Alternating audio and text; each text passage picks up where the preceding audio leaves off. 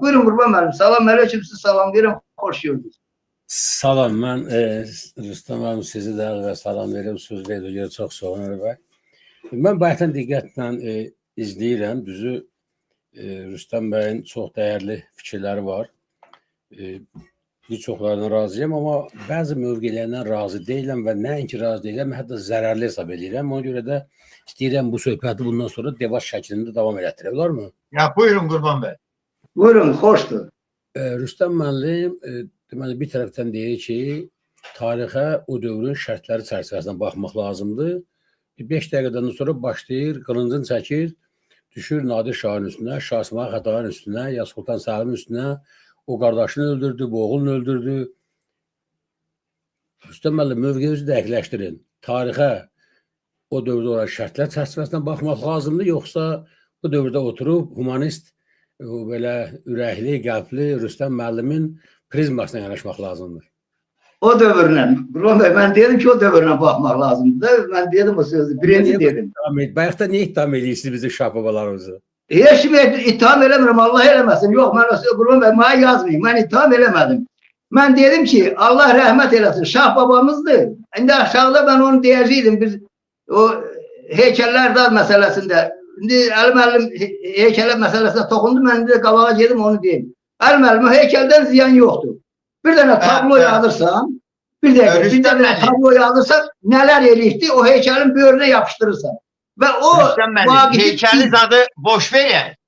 Burada Qurban bəy mən istəyirəm ki, üçümüz də, yəni bu üçümüz də qarşılıqlı olaraq debat eləyək, fikirlərimizi deyək ki, buyurun. Tamaşaçılar da bu məsələyə baxıb qiymət versinlər.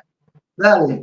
Əsas biz keçəcəyik, biz Sovet dövrünə qısa bir baxış, sonra da gələcəyik bugünkü dövrə. Amma mən Qurban bəyə nə edim? Qurban bəy, mən sizlə razıyam, amma biz o şərtdən, o günkü dövrün şərtləri daxilində baxmalıyıq və özdə o təkcə bizdə yox, bugünkü Avropada da eyni şeylər baş verir. Yəni, istər tutaq Fransada, istər İngiltərədə, eyni işğallar. Amma mən başqa şey deyirəm, Qurban bəy. Biz istər Şah İsmayıl Xətaini, istər tutaq ki, Nadir Şahı toxunulmaz, qutsal və bugün üçün simvol kimi qəbul eləməkdə biraz tərəddüd edirəm. Və əksinə tərəddüd yox, bu tarixdə olub, bunlar bizim dövlətimizdir, amma bizim üçün nümunə götürüləcək cumhuriyyətdir, oradakı insanlardır.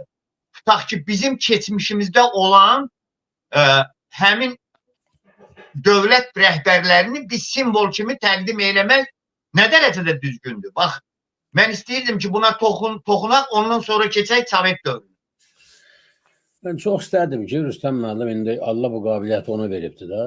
Məndə olsaydı o qabiliyyət mən özüm yazardım. Mən çox istərdim ki, Rüstəm müəllim məsələn belə bir mövzu üstündə işləyərdi.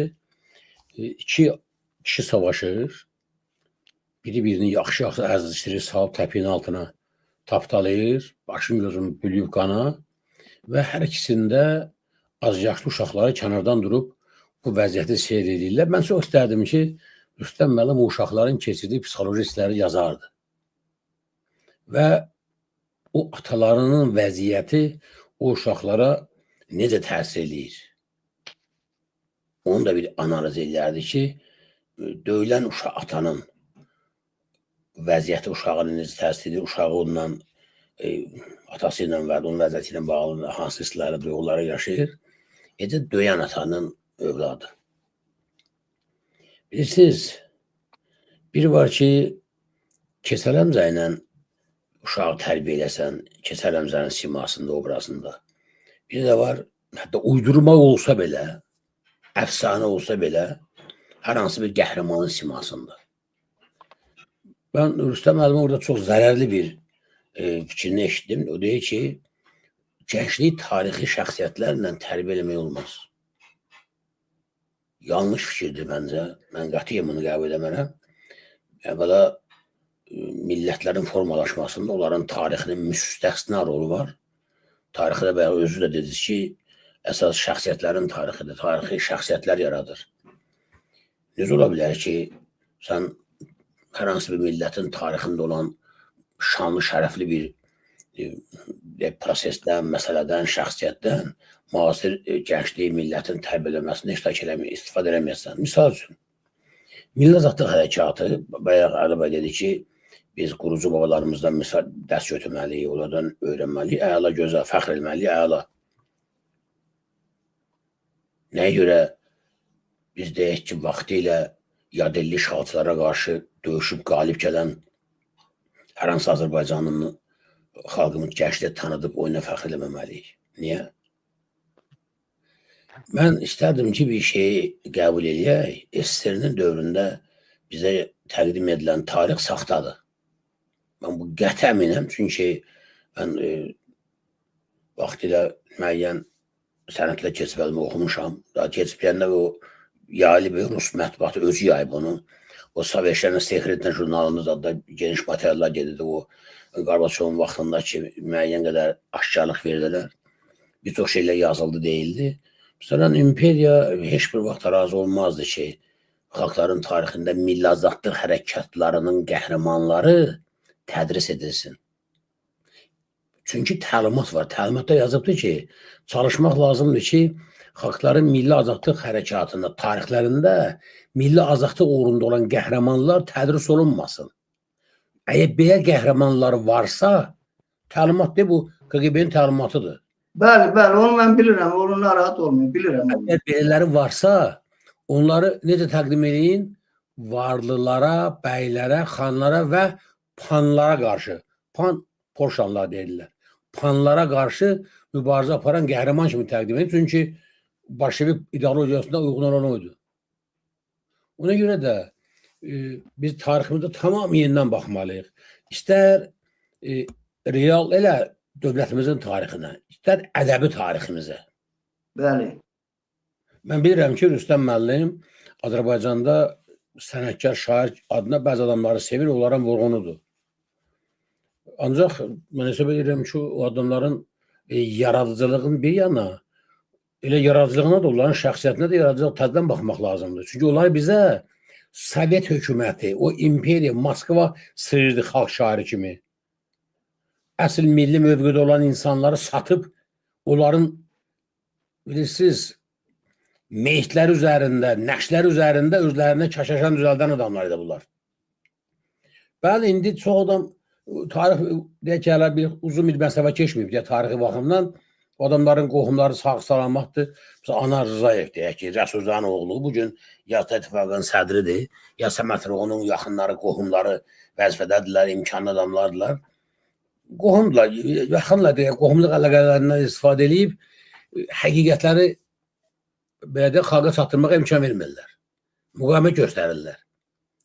Amma bu belə deyil axı. Hamı başa düşür ki, imperiya dövründə Moskva yalnız onun maraqlarına cavab verən adamları bizə qəhrəman kimi sırayıb, xalq şairi kimi sırayıbdır. Rüstəm müəllim, belə deyilmi? Buyurun, Əlbən, buyurun, deyək, siz deyək. Siz Qurban bəyin dediyinə bağlı münasibəti elə istər-istəməz artıq gəldik Sovet dövrünə. Elə Nəriman Nərimanova da münasibət bildirək. Azərbaycandakı bugün mövcud olan, sonra keçək bugünə, vaxtımız çatsa. Buyurun, söz sizdə. Qurban bəyin dedikləri ilə bağlı. Qurban bəy çox doğru deyir ki, məsələ imperiya heç vaxt yol vermirdi və o doğrudan da eliydi. Onu mən danmıram, onun haqqında bilirəm də, çox da az da bilmirəm də, belə deyək. İndi axı bizim bu insanlar, məsələ Səməd Ulu'nun tək 26'lar poemasından deyil və orada 26'lar poemasını mən götürmüşəm. İndi mən onu diqqətlə oxuyuram, bir neçə də oxuyub onun üstündə bir işləmək istəyirəm sözün açığı. Orada axı öyle bəli düzdür, 26'ları tərifləyir, belə o yanda danışır. Amma orada elə şeylər də var ki, o onu orada açıq göstərir yenə. Bilirsiniz Qurban bəy, siz onu çox gözəl belə tam onluğu vurdunuz ki, bizim ədəbiyyat tariximiz də təzdən öyrənilməlidir. O çox belə, çox gözəldir. Bizim ədəbiyyat demək təzdəndən öyrənilməlidir, təzdəndən baxılmalıdır. Biz öz varidatımızı atmalı deyilik. Mən bunu deyirəm. Mən demirəm ki, onları bütləşdirək, onları nə bilim büt kimi qəbul edək. Yox. Mən bütləşdirmənin əksiniyəm, tamam. Amma məsələ indi bəxləri o heykəl məsələsinə gəldi, mən sözümü bitirə bilmədim. Vaqifin heykəli var, olsun, qoy dursun orada. Gətir bir dənə lövhə qoy, böyrünə, o lövhədə onun nələr eləyib, qısaca yaz qoy, onun böyründə dursun o lövhəyi, orada yapışdır, qoy gələn oxusun o həmi. Axı Vaqifi biz silə bilmərik. Heç vaxt, heç şey, o boyda xanlığın vəziri olubdur. Bunu nədir siləsən? Amma onu bilsək nələr edirdi? Və tarixi bilik lazımdır bizə. Məsələ deyir ki, bu heykəlləri yıxaq. Gəlin, komünistlər də gəldilər, bütün sarların heykəllərini yıxdılar. İndi təzədən onu, yaxşı, axı bizim onda onlarla fərqimiz nədir? Gətir bir dənə lövhəni yaz, belə qoy böyrünə, qranitin üstündə. Gravirovka ilə yapışdır, orada dursun. Bu adam bu işləri görür. Bunun dövründə bax, bu dövlətin başında olub, bu işlər baş verir. Heykəldir, durur, qoydursun. Bunu birini yıxıb başqasını qoy. Yaxşı, bu müəyyən adam, məsələ, Vaqif dövrünü götürək, Təqlab İbrahim Xəlil xanı götürək. Axı, o dövrdə o dövlətin başında, o xanlığın başında adamlardır. Biz onu nədir dana bilərik? Ne olsun ki, Rusiyaya yaxınlaşır? Bir dəqiqə. Buyurun. Siz bir dənə çox ziyanlı fikir deyirsiniz ki, tarix şəxsiyyətləri nümunə göstərmək olmaz, o gəncliyin tərbiyəsini istifadə etmək olmaz. Bunun bir tərsi də var da. Tərsi də var ki, tarix şəxsiyyətlər qıramaq olmaz. Əgər sən bir tərəfdən deyirsən ki, tarixi şəxsiyyətlər tərifləyib, onları nə bilim, qəbul edib, müasir gənclik millətin tərbiyəsində istifadə etmək olmaz. O deməkdir ki, həm də qınamaq olmaz və siz bu sözü, bu fikri tez-tez təkrarlayırsınız ki, onlara o tarixi şərtlər çərçivəsində baxmaq lazımdır. Yaxşı, qınamaq bizə nə verəcək? Buyurun, Qurban bəy. Mən onu anlamıram. Həqiqi deyirəm, anlamıram. Deyəcəm əlini bu dəqiqə, deyəcəm. Buyurun, deyim. Qınamaq bizə nə verəcək? Bax, mən onun sözünü həqiqi mənasında anlamıram. İcazə verin deyim də. Buyurun. Mən çox narahat oldum sizin bu fikirlərinizlə bağlı. Baxın. Çox sağ olun ki, qoşuldunuz. Yox, mən izləyirəm. İşlərim var idi. Mən yolda gələ-gələ də izləyirdim. Sizə də yazırdım bəzi şeylər ki, silkələməyin telefonu və s. Hamısını oxuyurdum, görürdüm hamısını. Siz mənim üçün təyyub, bütün Azərbaycan xalqı üçün siz dəyərli insansınız. Ona görə də hətta sizin adınızı da burada səhv yazıblar. Bilmiyorum, niyə belə yazırlar, başımız çıxmır. Rüstəmov, eləmi? Bəli. Rüstəm müəllim Urus əlifbalarında hələ də işləyir, dostlar. Mən Facebook'dan girmişəm, o Facebook'da elə gedir də burada, mən də elə, ona görə. Facebook'un anasını ağlaram, darıqmayın. Siladı bundan sonra olacaq Rüstəm Rüstəmov. Sağ olun. ASXP millət vəkili. Deməli, dostlar, fikir verin. Rüstəm müəllim görün, qorxulu və dəhşətli bir fikirdir. Deyir ki, tarixi şəxsiyyətlərdən müasir gəncliyin tərbiyəsini istifadə etmək olmaz. Halbuki bütün millətlər, bütün xalqlar, bütün sosiologiya göstərdi və sübut edir ki, millətlərin o kodlaşdırılması ki var, mental dəyərlərin formalaşması, onun bir komponenti də tarix və tarix şəxsiyyətlərdir. Hər bir millət öz tarixi ilə fəxr edir. Onun yaxşı deyək ki, işıqlı tarixi dövrləri ilə. Misal üçün, düşmənə qarşı milli azadlıq hərəkatı aparan, mübarizə aparan, döyüşən, həlak olan ya qalib gələn fərq eləməz. İnsanla İbrahim Xəlil xan, Rusa gedib satılan xan bir ola bilərmi? Rüstəm müəllim? Əlbəttə yox. Mən ona görə deyirəm ki, onun haqqında da olanı yazmaq lazımdır. Mən onu deyirəm, mən onu nə deyirəm mən? Mən deyirəm onu yazmayam. Siz dediniz ki, nə xeyri var? Xeyri odur ki, mən övladıma deyirəm ki, bax, sən 100 il bundan qabaq yaşayan bir Rüstəmov var idi, bala. O getdi qəribçiliyə, o yekli səbəblərdən vətəni tərk etməyə məcbur oldu. Amma bütün ömür boyu son nəfəsinə qədər Azərbaycandan yazdı, xalqını düşündü, onun gələcəyini düşündü. Bax, ziyalı belə olar, abi, oğlum, bala. 100-150 ildən sonra sizin haqqınızda mən övladıma belə bir tərbiyə verirəm. Eyni zamanda deyirəm ki, bax, ha. Sağ olun. Hüseynqulu kimi ləyəqətsizlik eləmə, ha, o namuslu adamdır o. O adam getdi, satıldı. Rüstəm müəllim bütün məhrumiyyətlərə dözdü. Xalq üçün öldü, axıra qədər döyüşdə öldü. Amma o Hüseyn Qulu, nə bilim, Məmməd Həsən kimsə, X deyək də, Hüseyn Qulu deyək, nə bilən, Hüseyn Qulu adında bizdə dəyərli insanlarımız var. Bir də Lənkəran İcra Hakiminin başçı dostumuz, Allah ona rəhmət eləsin. X deyək. Deyirəm ki, bala, bax ha, o X vardı biri, o satqın oldu, alçaq oldu, getdi Moskva dökətçiliyi elədi, satıldı, Moskvanın göstərişi ilə gəldi Azərbaycana rəhbərlik elədi, mərkəz onun katibi oldu, neftimizi, qazımızı satdı, vedamızı Uruslara, taladı ölkəni. Ayrı olmaq olmaz ha. Başa düşmədim. Burada pis nə var? Bəs mən tarix şəxsiyyətdən istifadə eləməyib, övladımı necə tərbiyə eləməliyəm? Bundan gözəl nə nümun ola bilər ki?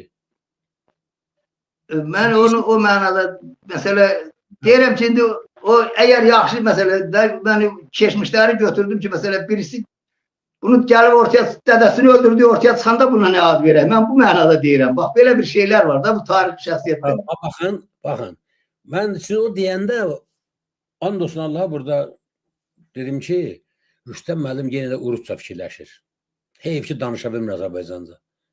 Fikrini düz ifadə edə bilmir. O var, var. Mən istəyirəm tamaşaçılar bilsin. Rüstəm müəllim demək istəyir ki, tarixdə mənfi şəxsiyyətlərlə bağlı onlarla fəxrlənmək, onların nümunəsində insanları tərbiyə eləmək olmaz. Hətta müsbət kimi tanınan insanlarla belə ehtiyatlı olmaq lazımdır ki, onların 100% pis tərəfləri var. Bu başqa şeydir. Sandığında skelet var da yazmışam. Sandığında skelet var. Yəni siz onu Urusca yazırsınız. Urusca danışsaydınız bəlkə inanın mənə hamı Urus dillər alimay olub sizə elə qoyaqsardılar ki, sizin söhbətinizə doymaq mümkün deyil Rus dilində. Amma Azərbaycan dilində fikrinizi düz çatdıra bilmirsiniz. Dəhşətimiz, faciəmiz də bundadır Rüstəm müəllim. Mən məcbur qaldım, daxil olam ki, bu deva şəklində aparaq ki, tamaşaçı yanlış anlamasın sizin bu dəyərli fikirlərinizi. Çox sağ olun, minnətdaram. Çox sağ olun. Məsələn, baxın, Şahsımağa Xətai haqqında danışırıq. İndiki dövrdən baxsaq, Şahsımağa Xətaiyə ömürlük həbs vermək lazımdır. Bəli, mən... Sultan Səlimin cibinə mütləq İlham tiryək atıb, onu narkotik kimi soxmadı içəriyə. Ki, yeşək kişisi tərbiyeniz olsun, və siz iki qardaş da bir-birizdən vuruşursunuz. İndi biz belə düşünürük. Bir millət, iki dövlət, qardaş, qonşu, qohum, kök, mök, türk, turan, nə bilim nə. O vaxt dəyərlər başqaydı. O vaxt başqa hərənin öz dövləti var idi, bir-birinə bax, kim ağa olacaq, mən olacağım, ağa bəstəlim. Sultanlarını bilirsiniz tarixində övladları, dədə ölən kimi övladları hərə bir yeri götürüb başlayırdılar bir-birinə vuruşmağa, bir-birini axtarıb öldürürdülər. Və əslində baxsa Sultan Səlimin Səfəvilərə qarşı nifrətinin kökündə onun birisi də qardaşının yedəsən birini Səfəvi qəbul eləmişdi. Qaçmışdı Türkiyədən atasının, qardaşının intiqamından. Onu da Səfəvilər Şah Vəliəhd kimi qəbul eləmişdilər çox böyük təmtərağına. O da sultana xoşa gəlməmişdi ki, siz mənim niyyət bu tarixdə bu şey də olubdur. Hələ o Səlimin atası Bayazid idi, Bayazid. Mehmet öləndən sonra Mehmet öldü, o İstanbul'u tutan Mehmet de öldü. Konstantinopol'u tutan Mehmet öləndən sonra Bayazid'le onun kardeşi Cem'in arasında muharebe başladı. Az kaldı muharebe eləmələr. Cem kaçtı, bütün Avrupa'yı dolaştı. Orada özüne saveznik aktarırdı ki Bayezid'e hücum eləsin. Orada demek Papa'nın üstüne gitti. Kimlerle görüşmedi o? Demek ben bak ona göre deyirəm ki bunları çok kurdalayıp bunların üstüne gitti. Bunların hamısının sandıkları iskeletle doludur. Ben bunu Təşəkkürlər. Mən boş vaxtlarımda bu sizə də məsləhət görərdim, hörmətli tamaşaçılar. Əvvəla mən Azərfilm ailəsini bir daha salamlayayım. Dostlar, bu günləri baxış sayımız həddən artıq azdır, belə olmaz. Bu, bilmirəm nə ilə bağlıdır. Bəlkə mənlə? Yox, sizlə niyə bağlı olur? 163.658 abunəsimiz var. Bu da kişi yığışmış bir yerə. Amma bəyənmə, paylaşma azdır deyə canlı efirdə bu günlər bizi izləyən azdır və yaxud da görünür hansısa kanalda daha dəyərli fikirlər səsləndirilir deyə tamaşaçılar orada deyib, yox. Onlara qanamayaq. Herhalde bizim burada dediğimiz söhbətləri, bu verilişi sonradan 100 minler, milyonlar izleyecekler. Hatta 100 yıl bundan sonra da izleyecekler. Naraz olmuyor. Yeter ki biz değerli fikirlerimizi diye çatıraq, dediğimiz daha da değerli olsun. Ben boş vaxtlarımda Rüstəm müəllim bu Türkiye'nin, Osmanlı'nın tarihi ilə bağlı gözəl filmlər çəkirlər. Belə animasyon filmlər göstərirlər ki, Maharazi Müəlləcim kimdir o. Belə saatlarla baxıram. O kadar aparıcı, o kadar güzel onu aparır ki dinlemekten doyma olmur. Biz burada tarih araştırmırıq. Ben belə başa düşdüm ki, bugünkü söhbətin predmeti tarix değil. Tamamıyla başka şeydir. Yani tarixi şəxsiyyətlərin rolu, onların müasir Tarihin yeri de, tarihi bizim günümüzde tarihin yeri belə deyək. tarixe baxış, belə deyək də. Tarixin özü yox. Bəli, tarihe bakış. Tarihe bakış necə olmalıdır? Bəli. Mən şəxsən o fikirdəyəm ki, istənilən xalq öz tarixinin şanlı səhifələrindən bu gün mütləq istifadə etməlidir. Onunla fəxr etməlidir, qürur duymalıdır və gənclik məhz o nümunələr əsasında tərbiyələndirməlidir, bu bir. Amma tarixdən götürülməli bir ikinci dərs də var Rüstəm müəllim, mən elə bilirəm. Bilməm, siz bu barədə nə fikirləşirsiniz? Misal üçün, bugün bilirsiniz, Azərbaycan hakimiyyəti tarixi saxtalaşdırıb, hətta həyasızcasına birisi bunu eləmək üçün qeyri-adi dərəcədə həyasız olması, adi həyasız olma bu şey elə bilməz. Bəli. Rəsmi məlumat yayırlar, yəqin siz də dinləmişsiniz. 28 may tariximizin şanlı səhifələrindən biridir. 28 may 1918-ci ildə Azərbaycan Cumhuriyyəti elan olunub və s. və s. 3 cümlə deyirlər. Sonra qadir nə desə yaxşı. Deyir ki, Azərbaycan əsl müstəqilliyini Ulu Öndər Heydər Əliyevin vasitəsilə qazanmışdı. Ulu Öndərin vasitəsilə belə oldu. Ulu Öndər əbədi elədi. Əsl müstəqilliyi sən demə. Bunlar o şuuraltı yerdirlər ki, sən demə 18-ci ildə əldə edilən müstəqillik əsl deyilmiş. Saxtaymış, nə bilim, nəymiş Allah bilir. Buna əsl deyirsənsə, deməli bunun əksi bir qeyri-əsl olmalı. Bu nəymiş onda? Sual yaranır. Əgər 18-ci ildə Rüstəm müəllim bizim qurucu babalarımız o dövləti elan eləməsəydi, olmasaydı.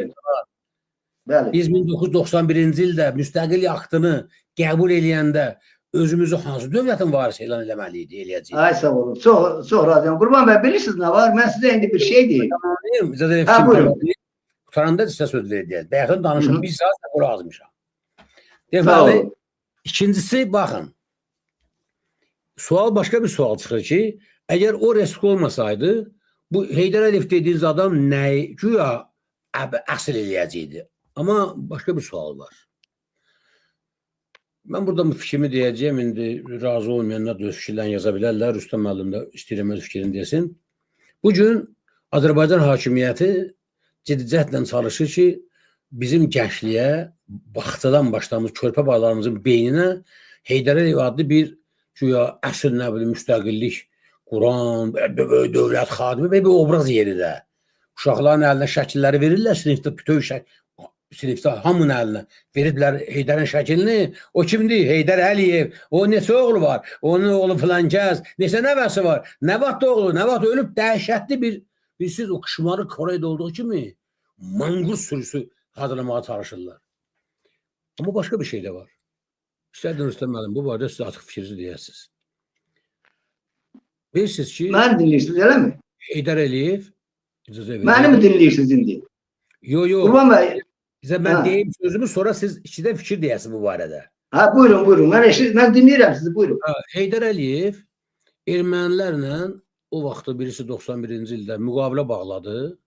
Açıq şəkildə ki, siz hücum eləməyin Naxçıvana, mən də siz gedin Qarabağda nə istəyin.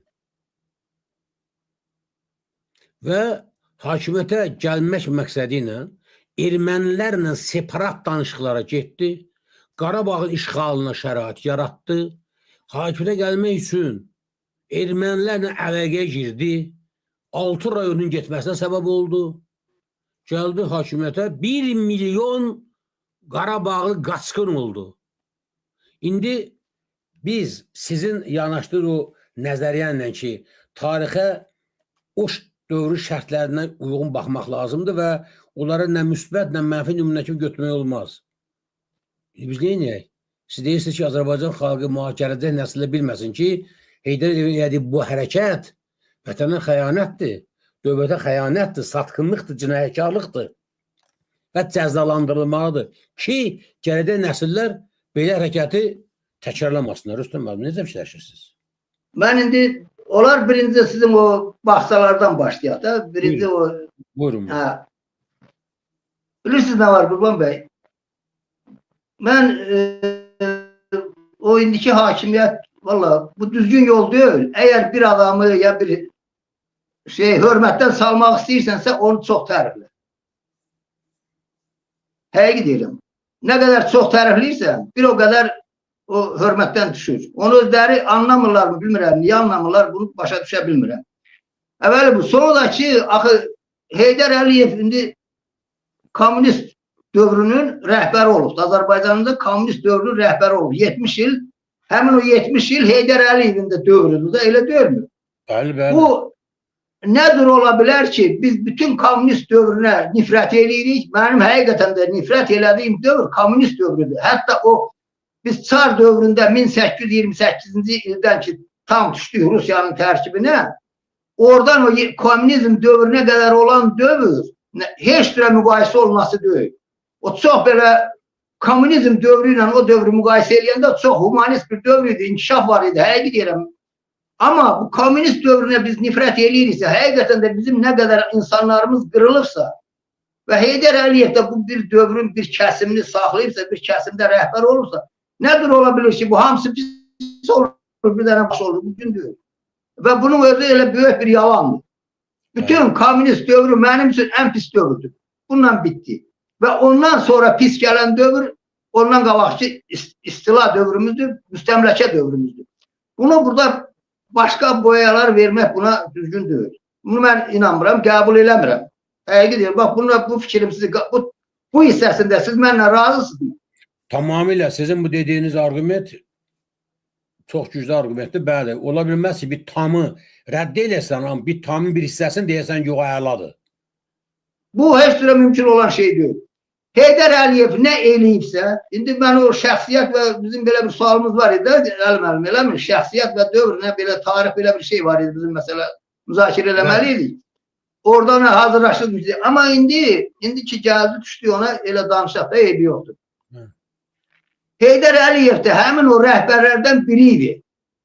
Və onun özünün bir sözü var, bir ifadəsi var. Deyir ki, biz deyir, o dövrdə mövcud olan ideyalar əsasında xalqımıza, vətənimizə xidmət eləmişik. Və xalqımız, vətənimiz deyəndə o Sovet xalqını nəzərdə tuturdu, sözün açıq mənasında. Vətənimiz deyəndə Sovetlər Birliyini nəzərdə tuturdu.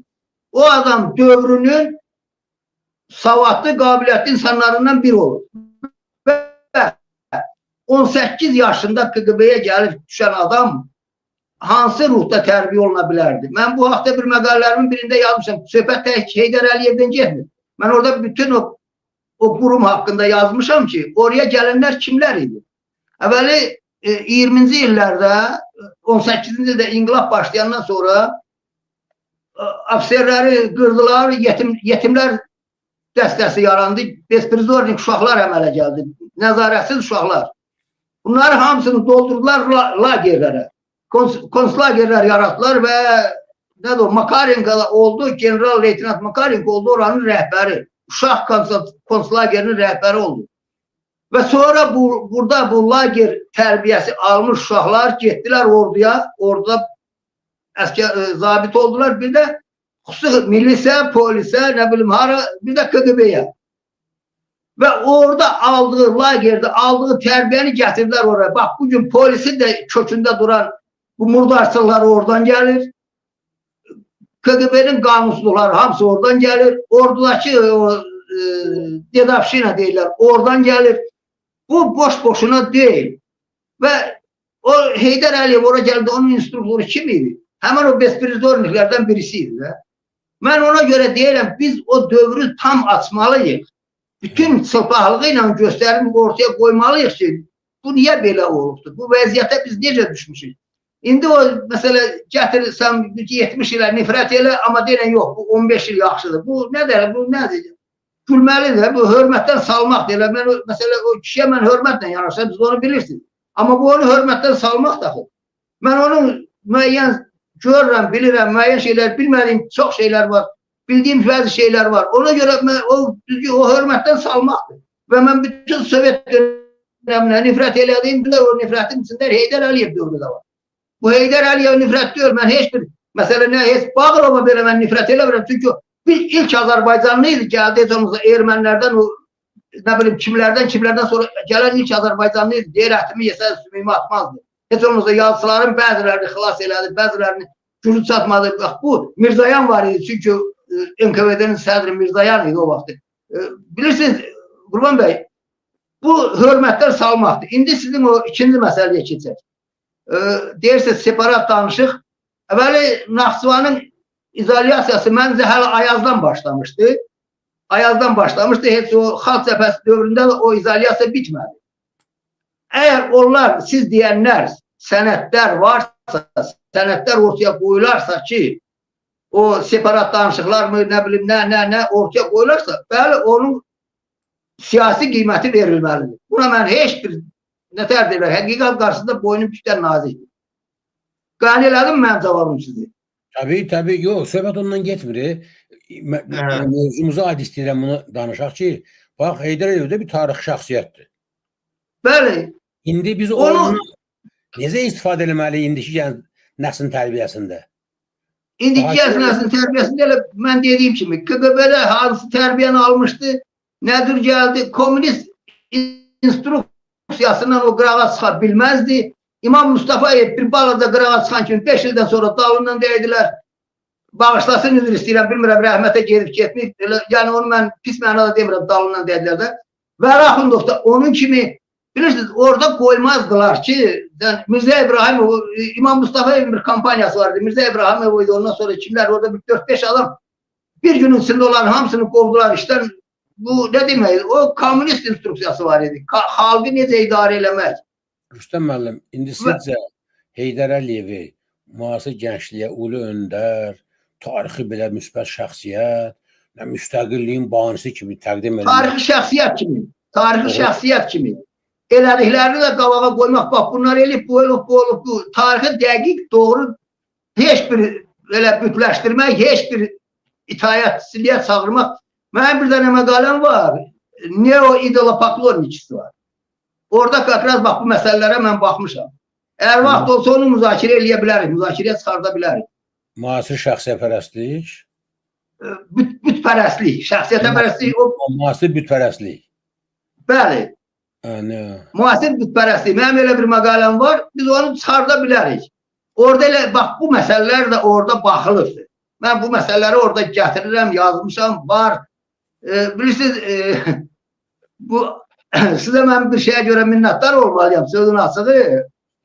Azərfredoma baxmayana qədər mən Azərbaycan heç belə maraqlanırdım, olsun, müstəqillik olsun, Qarabağ azad eləyək, bu məsələlər daxildir. Amma Azərbaycana belə yaxından girişmək, məni o tərtər hadisələri məni gətirdi, elə bir vəziyyətə saldı ki, mən Azərbaycanın bütün sahələrini, məsələ, bax, özüm, siz açıq deyirəm burada, deyirdi, məsələ, deyirlər, nə bilim, uşaq pul vermirlər, nə bilim, maaş azdır, mən belə deyirdim, burada öz aramızda, öz qurğumuzda.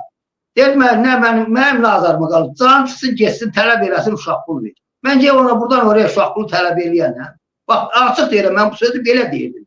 Amma sizin o tərtər məsələsini ki, gətirdiniz, mənə belə boynuma saldınız, mənim bütün ruhumu tərtər məsələsi təslim elədi. Mən uşaq pulundan da danışıram, mən az maaşdan, bunlar heç mənim belə marağıma gəlmirdi, heç fikrimə gəlmirdi, həqiqi deyirəm sizə, açıq deyirəm. Tərtər məsələsini siz başlayanda mən sizə nə yazdım ki, dilə gətirmirəm. Belə şey sən ağlına gələn burada danışıb, xalqı niyə biabr eləyirsən? Yadınıza gələr yəqin ki, mən ona inanmadım. Vasif səhnəyə çıxana qədər mən ona inanmadım. Vasif səhnəyə çıxanda mən dəli oldum. Ondan sonra mən başladım tərtər poemasının üzərində işləməyə, zənginlər, o məlumatlar topladıqca, ondan sonra üçümüz bir yerdə siz, mən, Araslı müəllim o məqaləni yazdıq, tərtərə həsr olunmuş. Hansını ki Azərbaycanda kəsdilər, atdılar. O Sonra məqalə, mən o məqalənin müəllifi siz yazdı, biz sadəcə məlumatlarla sizi təmin elədik. Məqalənin müəllifi sizsiz. yox, mən onu üçümüzün, siz orada çox korrektirovkalarını, çox yanlışlar düzəltmişsiniz. O üçümüzün məhsuludur, yox. Ondan sonra mənim, Qurban bəy, mən başqasının heç nə var. Mənim bax bu qədər yazmışam, hələ çap olunmamışlar, nə qədər 5-6 kitablı çap olunmamış materialım var. Tək onu çap eləyə bilsəm mühabəs. Çap O eləyək. məqalələr sizin, mənim üçün əvəzsiz xidmətiniz olub, mənim üçün. İndi nə olsun, mən çap eləmişəm, hə, amma fikirlər hamısı sizdən gəlir, bax, öz aramızda. O mən ifadə elədim, üçümüzün fikrini mən ifadə eləmişəm orada. Neyse, sonra mən o Volşebniyə Çarstvo poemasını yazmışam. Bilirsiniz Qurban bəy, mən Azərbaycan mənim heç fikrimə gəlmirdi. Bax, bu baxımdan, sosial baxımdan mənim fikrimə gəlmirdi, həqiqi deyirəm. Mən sonra Gədəbəy məsələsinə İlham Əliyevin özünə birbaşa məktub yazdım ki, İlham Əliyev, laf deyək ki, sən orada şpiyon axtarırsan, Rusiyadan gəlmiş kimsə gəlib o cəmaatı qaldırıb. Bax, o şpiyon mənəm, sabah gəlirəm, deyirəm mənim, mən qaldırmışam. Rusiyadan gəlmişəm, mən. Sən de görüm o məsələ orada yeri var ya yox. Və sən necə maddana bilərsən ki, o Milis Kiyev o qoca qadının gözünə o zəhəri çıxırsmadı. Bu var axı, bunu mən nədir danım? Qurban bəy, mən belə bir ifadə işlədirəm həmişə. Doğru, hər kəsin öz doğrusu var da, amma həqiqət, ali həqiqət bir dənədir. Mən öz doğrularım əsasında danışıram, öz doğru bildiyim əsasında danışıram. Və sizin öz doğru bildiyiniz var, Əli müəllimin öz doğru bildiyi şey var. Amma əsl həqiqət hardadır, onu axtarmaq lazımdır. Və bu bizim bax, bu mübahisədə, bu bizim müzakirədə o əsl həqiqət az da olsa üzə çıxır. Mən bunu demək istəyirdim. Sizi qane elədim mənim cavabım. Tamam. Təşəkkürlər. Minnətdaram sizə Rüstəm hanım. Buyurun, çox sağ olun. Razıyam. İndi Əli müəllim, sizin sualınız nədir? Buyurun. Qurban bəyin qoşulmağı çox yaxşı oldu. Qurban bəy profesional aparıcıdır, bir şey. Qurban bəy həmişə mənim tərcüməsini işləyir. Amma daha yaxşı olardı ki, tutaq ki, üçümüz qoşulardı və ya başqa adamlar da qoşulardı. Hərə öz həqiqətlərini deyərdi və gəldiyimiz bir qənaət olardı, nəticə olardı. Tutaq ki, Sovet dövründən danışanda, Sovet dövrünə olan münasibət biri başqadır. Bizim keçmişdə müstəqil mövcud olmuş və o zamanın şərtlərinə uyğun olan dövlətlərdə bizim dövlət başçılarının, o vaxtki şahların, o vaxtki hakimiyyət dairələrinin başçıları ilə Sovet dövründə olan fərqli münasibət olmalı. Ona görə ki, o vaxtlarım istəyir Nadir Şah olsun, istəyir Şah İsmail Xətai olsun, istəyir Məhəmməd Şah Qacar olsun, Şah Abbas olsun, digərlər olsun. Ondakı dövlət də başqa cür anlaşılırdı. O vaxtki dövlətdə vətəndaş anlayışı yox idi. O vaxtki dövlət başçısı vardı və bir də təbəələri var idi. Amma indi dövlət-vətəndaş münasibətləri var. Nəysə, mən Sovet dövrünə gəlmək istəyirəm və Sovet dövrünə gəlmək istəyirəm və Sovet dövründən müəllim deyir ki, tutaq ki, Heydər Əliyevlə bağlı, tutaq Səməd Vurğunla bağlı, digər insanlarla bağlı ona qiymət verir.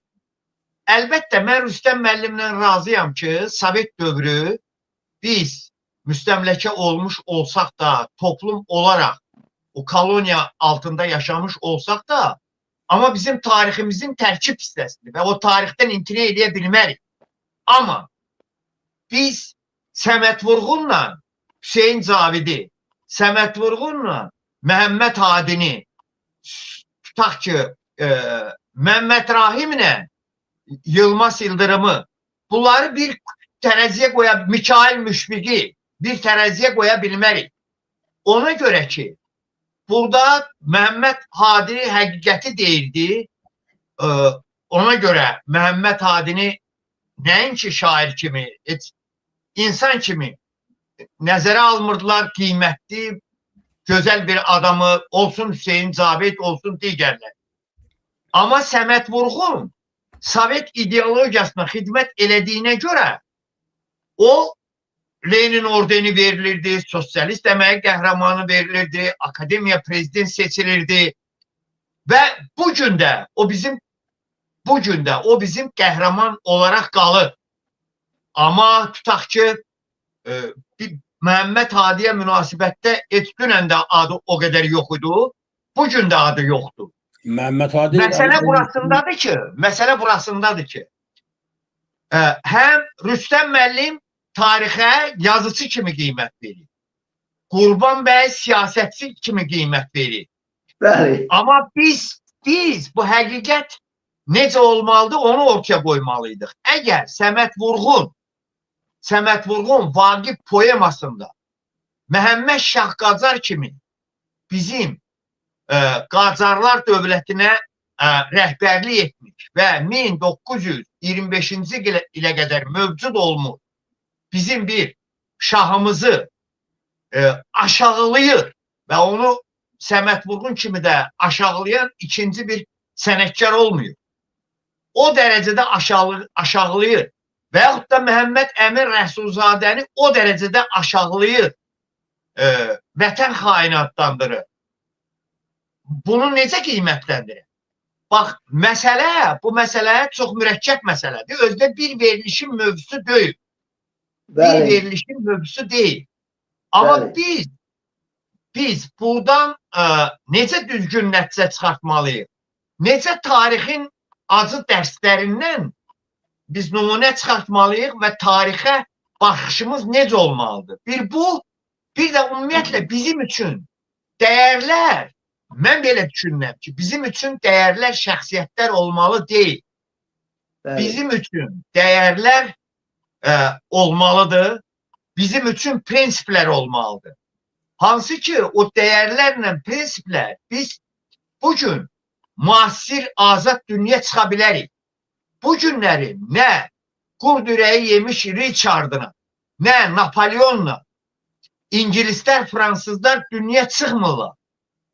İngilislər, Fransızlar və Almanlar hətta Bismarck'la yox, Eisenhower'la çıxırlar. Yəni, məsələyə biz uzun məsələdir, mürəkkəb məsələdir. Amma məsələyə birmənalı qiymət vermək olmaz.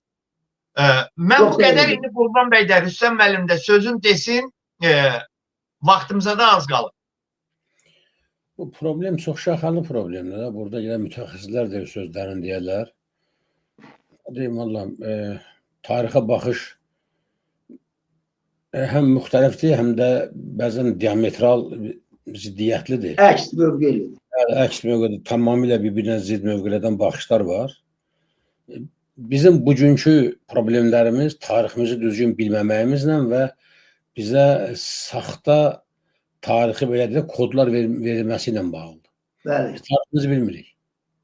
Məsələn, bayaq dediniz, Əli bəy, Hüseyin Cavid, Məhəmməd Hatəmi bilirsiniz də, Bakı şəhərində kanalizasiya düşüb ölüb. Acından ölüb. Məhəmməd Hadi? Bəli. Məhəmməd Hadi yox millətimin imzalar için deyən bir şairin yeməyə sörəyi olmayıb. Dilənçi vəziyyətində Bakı şəhərində kanalizasiya düşüb ölüb. Hüseyin Cavid sürgünə göndərilib, 44-cü ildə sürgündə ölüb. Bəli. Azərbaycan gəncliyi bu günləri soruşsan, sən sorğusu keçirsən, 100 uşaqdan, cavandan soruşsan ki, Hüseyin Cavid kimdir? Deyəcəklər, ya mod ustasıdır, ya tacirdir, ya nədir? Tanımayacaqlar. Bəli, bəli. Bizim faciəmizdir. Bir neçə söz də mən deyim, tutarıq deyəsən, az qalıb vaxtımıza.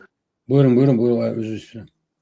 Yox, bilirsiniz Qurban bəy, bəlkə bu verilişə bir də qayıdaq biz gələn dəfələrdə, haradasın, gələn həftə, harada. Amma Rüstəm müəllim, belə qayıtmaq olar ki, Qurban bəy, siz, mən və yaxud başqa adamlar da qoşula bilər. Məsələdə xeyli elə məqamlar var ki, ona birmənalı demək olmaz. Bax, Ay sağ ol. Ben bir şey Qurban bəy demek deyir istedim. ki, Sovet dövründə Mirzə Fətəli Axundovu mən Azərbaycan tarixində, Azərbaycanın siyasi millət kimi formalaşmasında, Azərbaycan ədəbiyyatında ümumiyyətlə bir nömrəli Azərbaycanlı sayır. Və hesab eləyirəm ki, Mirzə Fətəli Axundov çox nəhəng adam idi. Bəli. Mirzə Fətəli Axundovu SSR dövründə təbliğ olunurdu deyil. Biz ondan imtina eləməliyik mi? Şərqdə, Ben Müsəlman bir şey şərqində, demek istedim. Hı? Müsəlman şərqində Mirzə Fətəli Axundovla müqayisə olunan adam göstərilsin. Və yaxud Üzeyir bəy bizim üçün Üzeyir bəy Azərbaycan xalqının mən mənəvi pasport hesab edirəm. Birinci operanı yaradan, müstəqil Azərbaycan dövlətinin himnini yazan, amma var idi. Və yaxud da Koroğlu dastanı, bütün millətlərin dastanı var və tutaq ki, Koroğlu buna bu aspektdən də qiymət vermək olar. Zülmə, zalimə qarşı mübarizə aparan adam olub. Nə olsun ki, bizim dövlətimiz olub, amma biz o hissəsini düzgün qiymətləndirməliyik axı. Bu dastan, tutaq ki, həm Türkiyədə, həm başqa Türk ölkələrində yayılıb. Yəni bu məsələyə birmənalı baxmaq əvəzinə həm bunun sosioloji baxımdan, həm tarixi baxımdan, həm ədəbi baxımdan, həm mifoloji baxımdan bir çox aspektləri özünə birləşdiyinə məsələyə bütöv baxmaq lazımdır. Mən də hesab edirəm ki, bu məsələyə qayıtmaq lazımdır. Amma mən əsas nəyi deyildim? Rüstəm müəllimlə bizim tarixə yanaşmağımız onunla bağlıdır ki, biz bir çox məsələlərdə bugündən çıxış eləyərək bugün qiymətləndiririk diaqnozu. Məsələn, bu günləri bizim milləti qınamaq ki, niyə millət laqeyddir, niyə millət bu məsələlərdə biganədir, bu millətin günahıdır, mən onun qəti əleyhiniyəm. Bax, onunla da bağlı əslinə qalanda bütün söhbətlərin kökündə duran odur ki, əgər bizim millətin keçdiyi, Avropa millətlərinin keçdiyi yolu keçsəydi, onda təmiz başqa vəziyyət olardı. Onda bu yalanlara İlham Əliyevin, Heydər Əliyevin nağıllarına o inanmazdı. Onunla bağlı belə ədəbiyyat nümunələri qoysuydu, belə mədəniyyət abidələri ortaya çıxıb, ortaya qoyulmuş olsaydı, onda başqa cür olardı. Və yaxud da bizim qonşularımız, Ruslar, Ermənilər yox. Bizdən fərqli olaraq, tutaq ki, dünyanın mədəni xalqları olsaydı, biz başqa talih gözləyərdik. Və yaxud da bizim hökmdarlarımızın ancaq Fatih hissi ilə yanaşı, həm də topluma bir fərqli münasibəti olsaydı, başqa cür olardı. Çox üzr istəyirəm, uzun danışdım. Siz də sözünüzü deyin, verilişin bitməyinə bir neçə dəqiqə qaldı. Söz deməyə daha vaxt qalmadı. Cəmisi 1 dəqiqə 45 saniyəmiz qalıbdır. Rüstəm müəllimə sabah vaxt olarsa, bu mövzunu sabah davam etdirmək lazımdır. Yox, Amma sizin iştirakınızla, amma fərqli aspektlərdə. Yox, sabah gələn həftə ancaq, sabah vaxt olmuyor. Ya bazar günü, ya gələn həftə, bax belə. Oldu, ona indi yekunlaşdıraq. Amma axırda 20 saniyə deyim ki, Koroğlu haqqında bayaq Rüstəm müəllim siz danışdınız. Koroğlu Azərbaycan dastanı deyil. Bəli, mən dedim də onu. Bəli, mən dedim onu. Bəzi ölkələrdə ona Koroğlu deyirlər, bəzən Qoroğlu Bəli, deyirlər. bəli, mən onu dedim də Koroğlu. Gerakl, hətta Gerakl oradan gəlir. Koroğlu sözündən gəlir. Əfsanədir. O əslində baxsınız Koroğlunu bizim xalqımıza nümunə kimi göstərmək yanlışdır. O bir əfsanədir. Yox, bana söz gəlişi mən Qurban bəy, danışdım. Yunanlarda da var eyni. Nədir? O bizim xalqın amma o sərvətidir. O Tabii. miflərin hamısı əfsanədir. Dastanların bir çox elədir. Tabii, Dədə bütün- Qorqudun özü bizim üçün ciddi bir qızıl kimi sərvət, xəzinə olmuş olsa belə, o da rəvayətlərlə doludur. Yekunlaşdıraq mı? Bəli, Ha, bəli. buyurun. Buyurun elə Çox siz sağ olun, yekunlaşdırın. mən minnətdaram hamınıza. Sağ olun. Sabah.